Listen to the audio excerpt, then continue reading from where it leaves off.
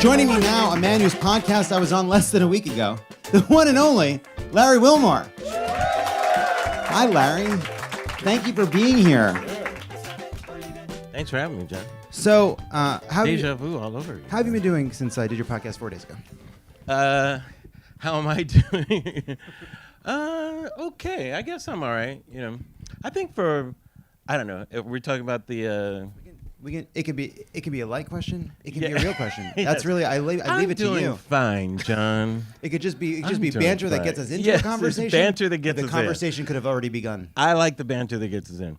I'm doing okay. I'm doing fine. Hanging in there is what I always like to say. Yeah. So it is the first day of Black History Month. Two big developments. What? Shout out Black History Month. Yes. Beyonce's ticket sale was announced, and the College Board capitulated to Ron DeSantis and have agreed to the technical term, defagify the AP Black History course. Right. Yes. To use a technical term. Yes. Why do you think the College Board is more afraid of Ron DeSantis than the vast majority of people who either don't care or just want politicians not involved in deciding curricula for students? Well, he has the power to make it go away completely, I guess, right? Right. So I'm sure that's why they're bowing to him. It's just so ridiculous. The erasing of the black is the thing that makes me laugh, you know, in all different ways. But, you know, it's like an AP class. It's like extra credit, you know, which you have to kind of seek that out anyway. So I doubt that the people who are seeking that out are going to have roadblocks to finding out the information that they want. But it's just so cynical. It's the most cynical type of politicking, which, you know, we talk about that kind of stuff a lot, is going after those areas because they want to punish the woke, you know, own the libs, that type of thing. I think most of it comes from the fact that he wants to be president. He's going to run for president, and they want to be in that lane, you know, that Trump lane, where they're owning the libs. And how better to own the libs than to not teach them everything about the role of racism in society? You know? It is this because it's woke. Because it's woke. Because it's woke. Well, it's interesting, right? Because the part it's like a woke fractal, right? Because deep down, it's a woke fractal. Because on some level, AP African American history is too woke to exist, right? But they know they can't say that, so they're like, let's attack the gay parts of Black history, the woke within the woke, right? And then it's like, you know what I mean? It's like it's woke. It's a layer of woke. You zoom in, and there's another woke layer beneath the wokeness. I have to give them credit. That's pretty diabolical, right? Actually, it's like they found something woke inside a woke thing to attack. Very good, Ron DeSantis. Maybe he should be president. Oh no! Can we deal with China and Russia in the same way? It's working. It's working. But there is this. I do wish we could find a way. But it is crazy. I will say this. I don't want people to feel like that they're not going to be found. You know, that their histories and their stories won't be told. You know, if they're not in an AP class, trust me, I didn't have the internet. You know, I'm so old, right? Or something. No AP classes. I knew who James Baldwin was. I knew a lot of these stories. There will be different ways that people will hear stories, you know, and to hear these things. So let's not put all our eggs in the AP basket. I will say. For sure. Well, I also will say, too, there's no group of people you're less likely to stop on their journey to figuring out that Ron DeSantis is full of shit than the kind of student who is going to sign up for AP African American history. Like, you lost them. They're too smart for you. Yes. You know, they're going to crack this one with whether you try to stop them or not. It is an interesting point. Who's the target? You know. Well, that's what I mean. It's like there's this. I've been thinking about this lately, which is that, like, it feels like whatever else is going on, the two political parties are always standing on the doorstep as you're going off as a kid to go to your first party. Right. And one party says have fun and the other says bring a sweater. Okay. And sometimes the party that says bring a sweater is right, and sometimes the party that says bring a sweater is wrong. But you always like the parent that says have fun, and sometimes you're a little annoyed by the parent that says bring a sweater. And I think that there's an effort by Republicans to make Democrats the bring a sweater party. But when it comes to stuff like this, it's like... Wait, I thought the other party was the black people are going to steal your sweater party. Sorry. And be careful, right? The black people are going to steal your sweater. Right. But Sorry, I'm just the. But when it comes to like Trump going after trans people or Ron DeSantis trying to change the specific curriculum, there's a kind of like leave us the fuck alone, just let people be that I think Democrats need to own, because a lot of this is just, it is so like at what point do we think the governor of Florida ought to be focusing on something other than the specific lesson plan of a school class? Like, is he going to get into specific books? Is he going to get into like I don't know. I don't think we should have this this book by Bell Hooks on the curriculum. Sure. That was a lot. Yeah, it was a lot. I'm sorry.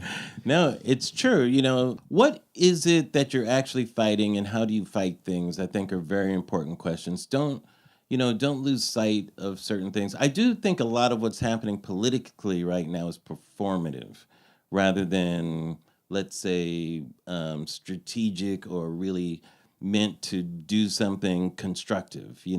So much of it is performative. And I think a lot of the performative nature of it is related to Trump. I think a lot of politicians had to act as if they're in the Trump camp in order to, it was their way of genuflecting to Trump to try to get his approval. And I think a lot of the virtue signaling is always put on the left, but it happens on the right all the time. Let's not fool ourselves. But most of the virtue signaling on the right is towards Trump and towards his gaze. Like, there's this Trump gaze, which, I think is lessening now, but people still try to get, because it's the part of his base that is such a rabid base of voters. And there are certain issues to them that are so important that they thought Trump was the savior for those issues. And the left culture is one of those issues. They feel the left is taking their culture and has run all over it, with all this queer stuff and, trans bathrooms and all these things, and that they need guardians for that culture. So part of what Ron DeSantis does, he understands that. And that's what I mean by performative. When he's talking about the Don't Say Gay bill and this African-American studies and stuff, that's all saying, I'm protecting that culture that these motherfuckers are trying to steal from you, And I think sometimes the way the left fights it, I don't know if we always fight it in the right ways, because the left always goes by being smart, Yeah. And we're going to explain to you what this is. We have to break it down. Well, this is what it really means. Nigga, just fight just fight a good fight. Why do you have to? You don't have to explain something. Just fight those motherfuckers. In the right way. So anyhow, I didn't say that very articulately, but I think you guys know what I'm talking about. Well, I do think that what Ron DeSantis is like kind of an evolution of Trump in that you're right. Trump was all performance, right? Absolutely. If you watch the speeches that Trump even gave in the last week, it is a complete fantasy of what his presidency was, right. But it's an enjoyable one, right? It's the idea that this president as deal maker came in, stopped all the left people and the woke people and the Jews. It's in there. It's in there. Yes, they guaranteed it's in there. What they wouldn't give for it to be Fauci-Stein, they want a fucking. They're so annoyed that he's Italian. They're so annoyed. They want him to be Jewish so fucking badly. That's so true. I never thought about that. It's oh my God, it's unbelievable. It's radiating off of them. They don't want to do a firing squad on Fauci because he's not Jewish. Yes. If that makes sense, right. And it doesn't. But no, the point I was making. Why does he have horns? I don't understand this. There's an evolution that Ron DeSantis has done, which is he is as good at Trump at taking the national microphone by using the actual powers of a governorship. Correct. So it is a performance, but he's using his power. Absolutely. He's trying to ban the AP classes. He's doing Don't Say Gay. He's going after Disney. He's using his power and money as governor to kidnap people seeking asylum and shipping them to Martha's Vineyard. He's using his power to take the news cycle in the but with actual policies underneath it, with actual ramifications, which I think is something it's an evolution of Trump's sort of feral genius. Yeah. But I do think liberals don't totally understand how to fight back, because you're right, we do make this case to kind of explain that why what he's doing is wrong. And there was this, actually Ron DeSantis wasted taxpayer money sending migrants to Martha's Vineyard. And that's very true. He absolutely, of course, did. And it may even have been criminal. Right. But there's no okay, you can fight him on the facts, but what's the story we're telling that's not defensive but offensive, that makes him look bad, that makes him look weak, that puts him on the heels? And I don't think we have that.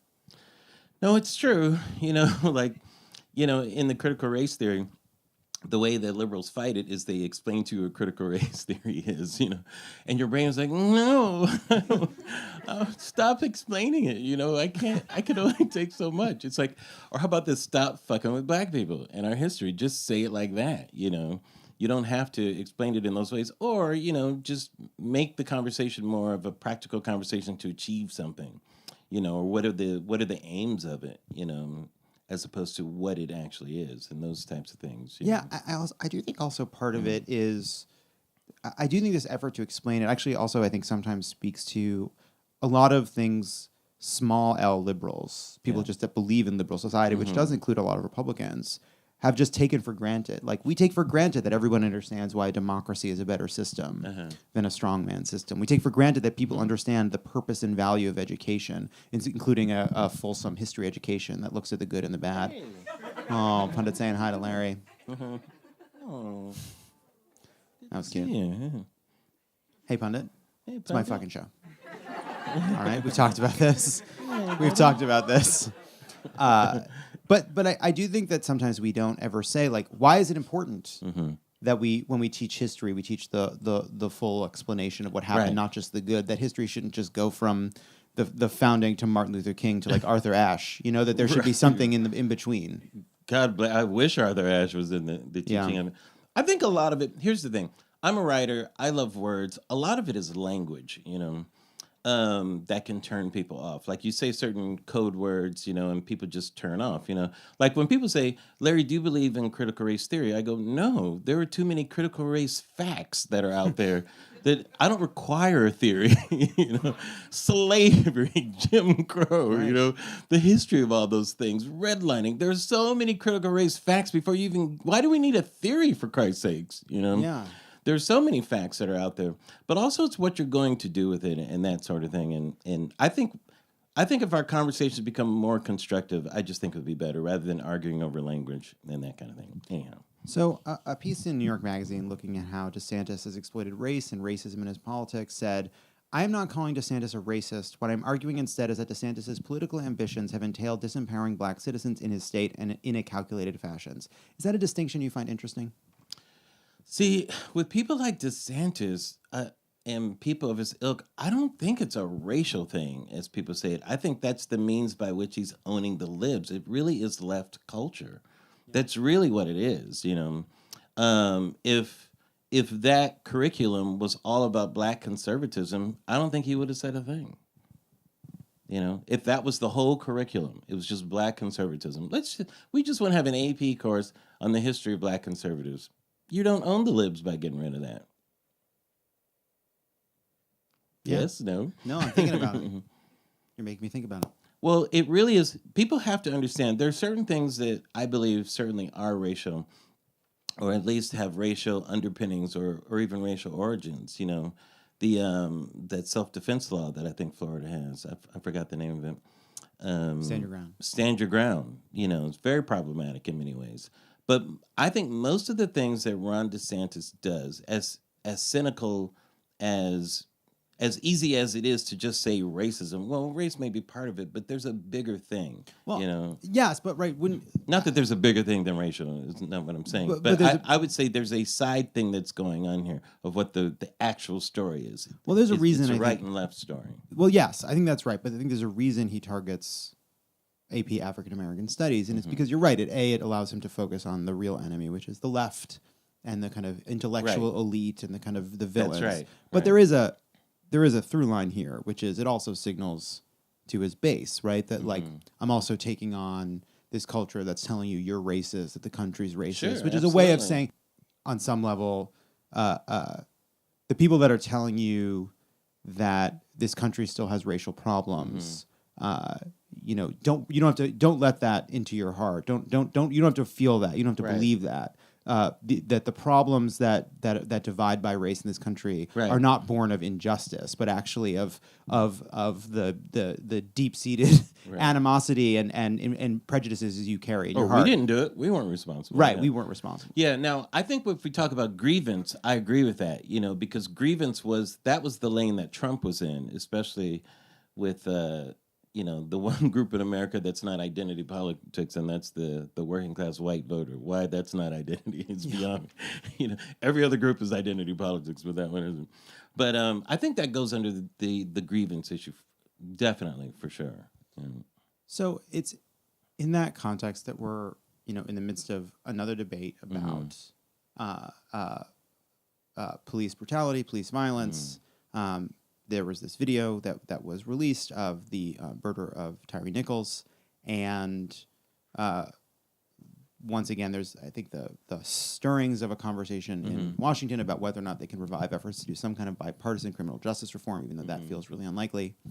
I want to get to the kind of the way it impacts culture, but I just want to start with the kind of on the actual divide around the policy itself. Don Lemon interviewed Tyree Nichols' mother, and incredible strength to be doing interviews like this, seeking accountability, and doing it, in a just very, very brave person to be able to do that. Yeah. But what was striking to me in that conversation is midway through, she made a point of saying, there are good officers. I know good officers. And my honest reaction to seeing that is, this is a person saying something that is to the right of what a lot of activists are saying. This person going through this unbelievable moment of grief. And it speaks to just how, I think, deep this divide is on the question of reform, which is, I think, there's a more traditional view of what we need to do, and that is introduce a series of reforms, continue building on the reforms that have happened in the last few years. And then there is a progressive activism that says, how could you possibly reform a system which allows violence like this, brutality and inhumanity like this to exist? There's no reforming a system like that. How do you think about that divide? How do you think about it?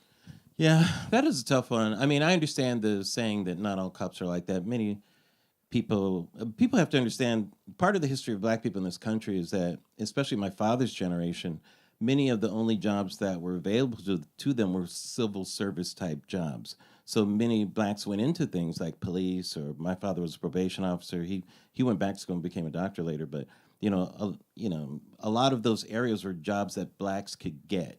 So in many areas of the black community, there's a deep respect for having those types of jobs, and they understand what those jobs are.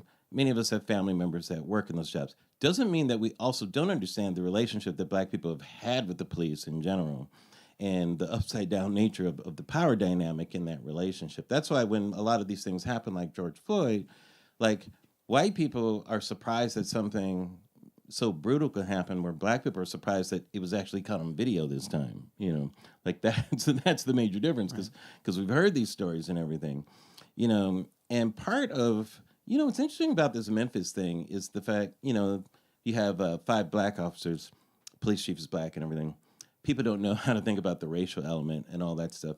But, in some ways, that's not such a bad thing, because it allows us to focus on another aspect of this. And you use the word, which I think a lot of times we miss out on, and that is brutality. And a lot of people forget about that. What we're watching is this show of brutality that is existing in our culture right now that we don't always see, but is there, Yeah.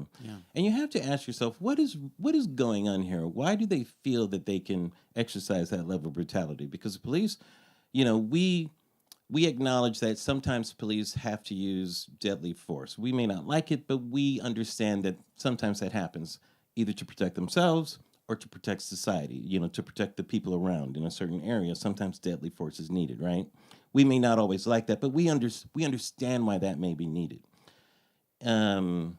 Deadly force was used on this kid, but what were they protecting? He was handcuffed. They weren't protecting themselves. They weren't protecting the society. So what were they protecting? They're protecting their egos. Okay? Some of them were bruised on their bodies, but all of them were bruised on their egos. And the price for bruising the ego of a pack of officers is brutality. Okay?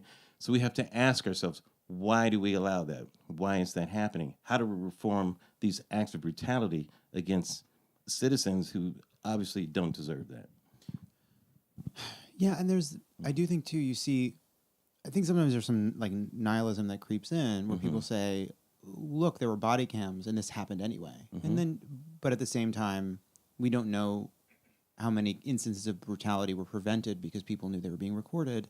And also it is because we have video footage that these guys weren't indicted so quickly. But I do think that a lot of these reforms, body cams, going after qualified immunity, all these measures to seek accountability, they are downriver ways of addressing the upriver problem of the fact that there is a strain of this brutality, this sort of power, this power trip that happens that draws a certain kind of person to seek the job. That's right. And that is in some ways encouraged or inculcated in the training or in the experience of taking on the culture of being part of the police. And that's acute in these, quote, elite units that are sort of seen as less accountable and overpowered, but seems to be everywhere. And I do think that like it does that the racial element that the way in which this issue is rightly racialized, it speaks to how we were able to overlook it for so long because it was directed at people that the sort of the media didn't pay attention to in a broad way. But like how we like I think the next whatever reform looks like, how do we address that culture of inhumanity that seems to be so prevalent? Yeah, that's a tough one because you're right. You know, the people who it was being perpetrated on, there was a low interest in terms of, you know, society stopping that. You know, if instead of that kid, if it was a young blonde white girl, what would the reaction be? You know, would that type of thing have happened? You know, why not? Why wouldn't it happen? If she resisted arrest, why not beat the shit out of her? Why not? You know, if you can't answer, if the answer isn't, yeah, we would have done the same to her. Okay, now we're getting to what the issue is. You know, you wouldn't have done the same to her. So why do you think you could do it to this person? Because his life is not valued in the same way that someone else's life would be. And that's just a fact, you know, and getting to the root of that isn't, I don't know if that's an easy thing. But starting with the brutality aspect, you know, that you're not allowed to have that behavior to anybody, you know, I think it's a good place to start. But man, I'm telling you, that history of that goes back a long ways, and there's a lot of limbs on that tree, you know, of where that's from. But I think people have just gotten away with it for so long that, you know, it's just an easy thing to do. Yeah, it is. And keep in mind, this unit, the Scorpion unit, whatever it was. Okay, here's the other side of it. So they're there, I think, to primarily fight the gang violence and that sort of thing. So the language of gang violence is brutality as well. You know, so some of it, if you're on the police side, you can kind of understand that that's the language that they trade in all the time. That's the language that's understood. There's a price to be paid for that, though. Well, yeah, there's right. a big price to be paid for agreeing to speak in that language. You know. Yeah, well, it's the way in which living in a society that sort of accepts a level of daily mayhem that's beyond what we should accept allows for these kinds of problems to fester for so long. I mean, that is, I think, part of what makes this issue so hard. And I do think why a lot of activists and people that really focus and care about this issue land on this is not an institution that can be saved. Because this is not an example. I think because it became to public awareness, people act as though it's an issue that's gotten worse, as opposed to there has never been a time when the police weren't like this. We are just now finally seeing more of it and kind of understand it. And it reminds me, and maybe this isn't, I'm not making a comparison of these issues in any way whatsoever, but it reminds me of our kind of inability to face what was actually going on in terms of sexual abuse in our institutions. Sure. That there was a realization because of coverage that sexual abuse was going on for a very long time in a lot of places, in churches, in schools, in institutions where adults were meant to be trusted, where they had the imprimatur of the state. And I think that's also what has in common with this issue. And then you go to say, well, how do we fix these institutions? How do we go back to a time when this wasn't happening? Well, it turns out this was always happening. And so what you need to do is accept the fact that from the very start, these institutions have mistreated and hurt people, and that's sort of part of the very fabric of their foundation. Now, that doesn't necessarily mean you need to get rid of them, but it does mean you need to be honest about just how deep the rot goes. That there's no magical kind of period of time where this wasn't taking place. I agree with that. I'd say that. I remember when the George Floyd thing happened, we were talking about, I was saying this to me is a virus that America's had for a while. I called it COVID-16-19 when it was going. Thank you very much for a little joke on a very horrible, tragic thing, everyone. Thanks, Larry. Yeah. Thank you. Thank you. I'm able to joke about anything is what I'm demonstrating. That's why it's the best. Yeah. But my larger point was you're absolutely right. You know, this sort of thing predates, you know, America, you know, predates all these things. But there's ways in which it manifests itself, which gets fine-tuned. You know, Yes. You know, like the Holocaust was a fine-tuning of hate against one particular group. Terrible thing, but We all agree on that. hate has been around. Hate has been around forever, right? Hatred of Jews had a long run. It's been around Famously. forever. That was like the worst form of it in recent memory that we can think of. Something like that, and we can't act like it started with Mein Kampf. Like the idea was born there. No.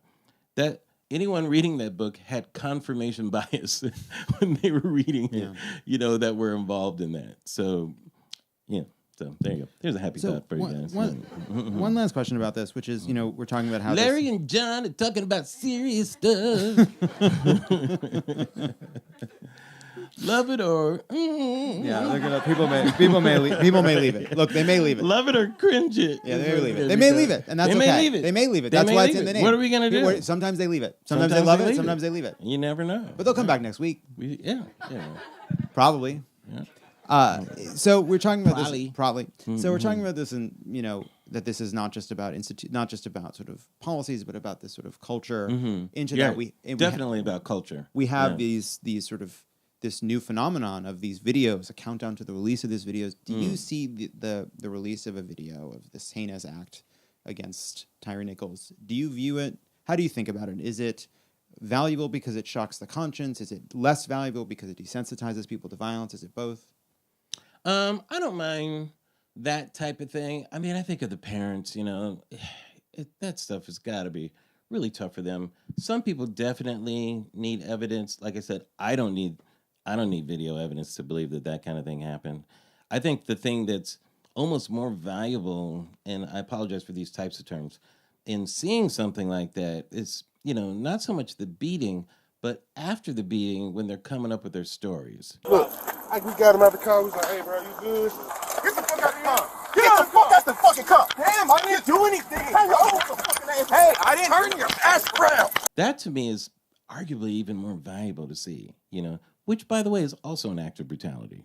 That's also an act of erasing someone's humanity, coming up with those stories of, he reached for the gun, he tried to hit you, yeah, that type of thing.